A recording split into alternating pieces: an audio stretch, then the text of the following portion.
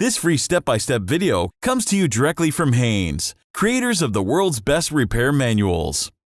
Fix your car or truck the right way with our accurate and reliable information at your side. You can complete more than 200 jobs on this vehicle when you purchase the complete online manual at Haynes.com. Thermostat replacement. Warning: do not allow antifreeze to come in contact with your skin or painted surfaces of the vehicle. Rinse spills off immediately with plenty of water. Antifreeze is highly toxic if ingested. Never leave antifreeze lying around in an open container or puddles on the floor, as children and pets are attracted by its sweet smell and may drink it. Check with local authorities about disposing of used antifreeze. Many communities have collection centers which will see that antifreeze is disposed of safely. Never dump used antifreeze on the ground or pour it into drains.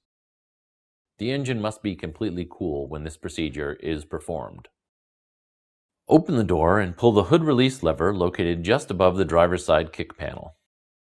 Slide the hood safety latch to the left, then raise the hood upwards. Release the hood prop rod from the clip on the right side of the engine compartment and place the prop rod into its slot in the hood. Loosen the cable clamp nut, then disconnect the cable from the negative terminal of the battery. Remove the coolant reservoir mounting bolts and move the reservoir out of the way without disconnecting the coolant hoses. Open the door and apply the handbrake. Chock the rear wheels to prevent the vehicle from rolling. Remove the front wheel hubcap using a large flat blade screwdriver or tire iron. Loosen the front wheel lug nuts. Place a floor jack under the reinforced area of the rocker panel seam. Raise the front of the vehicle and then support it with a jack stand placed under the rocker panel seam. On the opposite side, place a floor jack under one side of the body just in front of the notched area of the rocker panel flange, then support it with a jack stand placed in the notched area. Remove the front wheel lug nuts and remove the wheels. Remove the inner fender splash shield fasteners, then the shield for access to the drive belt tensioner.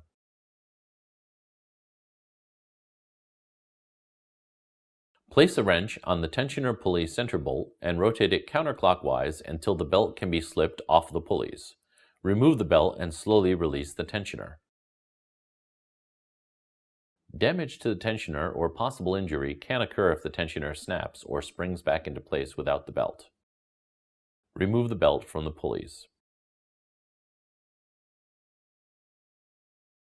Squeeze the electrical connector locking tab, then disconnect the electrical connector on the back side of the alternator and move the connector out of the way.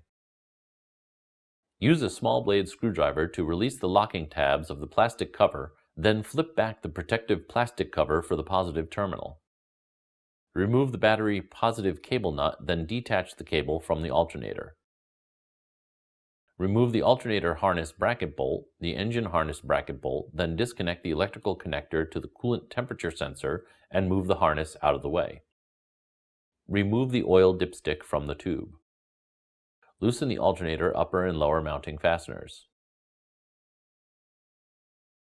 Remove the alternator fasteners, then carefully work the alternator out from the lower mounting bracket and guide it out of the engine. It may be necessary to use a small pry bar or screwdriver to free the upper mount of the alternator before it can be removed. Open the door and apply the handbrake. Chock the rear wheels to prevent the vehicle from rolling. Place a floor jack under the reinforced area of the rocker panel seam. Raise the front of the vehicle and then support it with a jack stand placed under the rocker panel seam. On the opposite side, place a floor jack under one side of the body just in front of the notched area of the rocker panel flange, then support it with a jack stand placed in the notched area. Remove the screws from the front and rear of the cover, then use a trim tool to remove the plastic fasteners in the middle of the cover and lower the under-engine cover from the vehicle.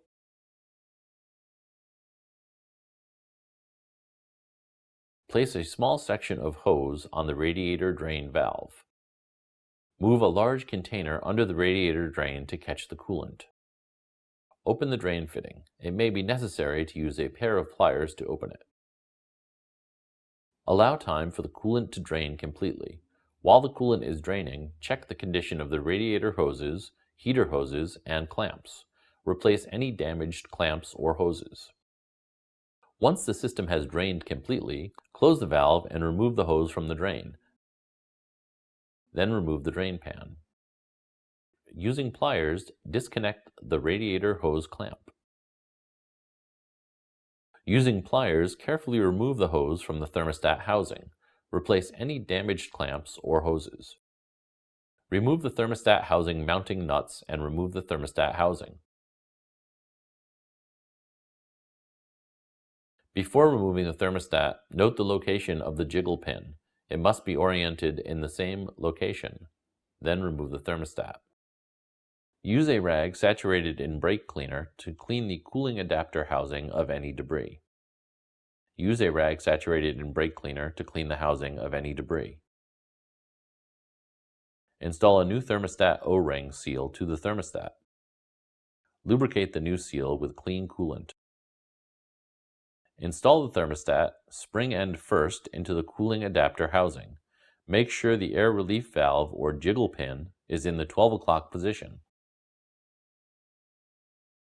Install the thermostat housing over the studs on the housing and install the nuts. Tighten the thermostat housing nuts to the specified torque setting.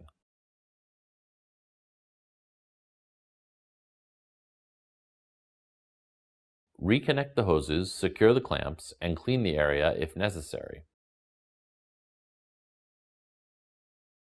Install the alternator and maneuver it to align the upper mounting holes and the alternator top with the bracket. This may take some wiggling or possibly even a little force to align the alternator with the bracket. Note, it may be necessary to press the inserts on the alternator outward to make enough clearance for the alternator to slide into the bracket.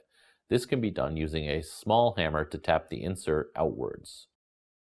Install the alternator mounting bolts and tighten them by hand at this time.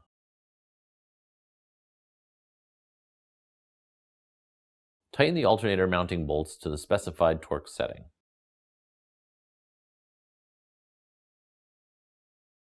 Connect the coolant temperature sensor electrical connector, then install the harness bracket bolts to the engine and alternator and tighten them securely.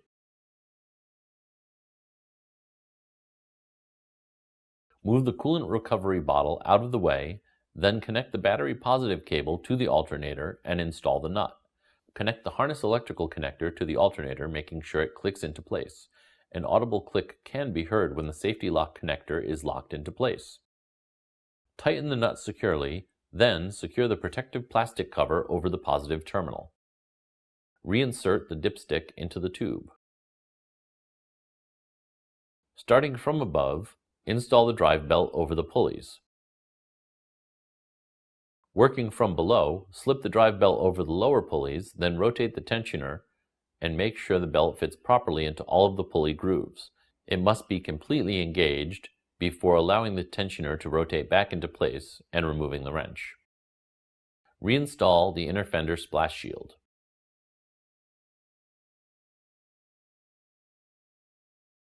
Place the under-engine cover onto the vehicle and align the fastener openings, installing one of the fasteners to hold the cover in place. Then install the remaining fasteners.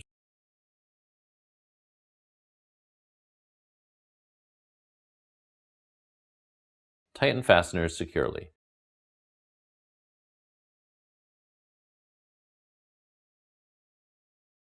Raise one side of the vehicle at a time, remove the jack stands, and lower the front of the vehicle to the ground. Install the wheels and tighten the lug nuts by hand.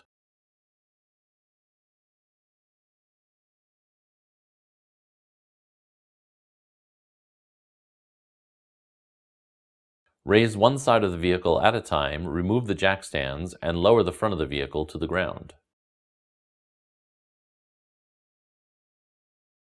Tighten the wheel lug nuts to the specified torque setting. Reinstall the front wheel hubcap, making sure it's fully seated against the rim.